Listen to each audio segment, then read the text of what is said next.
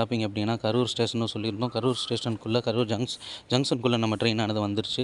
Karur junction அப்படிங்கிறது நான் ஏற்கனவே சொல்லியிருப்பேன்.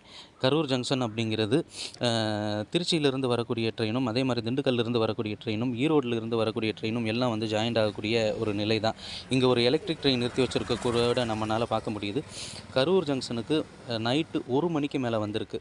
கரூரை தாண்டின உடனே நாமக்கல் அப்படிங்கிறது முக்கியமான ரயில் நிலையமாக இருக்கிறது. ஆனால் இந்த ட்ரெயினானது நாமக்கல்லில் நிற்காது. கரூருக்கு அடுத்து டைரெக்டாக சேலம்னா, சேலத்தில் ரொம்ப நேரம் தான் இந்த ட்ரெயின் எப்பயுமே போடுவாங்க. காரணம் என்ன அப்படின்னா, சேலத்துக்கு ஆன் டைமுக்கு போயிடும்.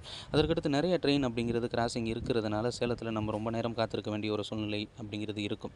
இந்த ட்ரெயின் போனதுக்கு அப்புறம் பாலக்காடுக்கு செல்லக்கூடிய ட்ரெயின் சென்னையிலிருந்து சேலம் வந்ததுக்கப்புறம், அதற்கடுத்து திருவனந்தபுரம் மெயிலெல்லாம் போனதுக்கு அப்புறம் தான் இந்த ட்ரெயினானது கிளம்பும்.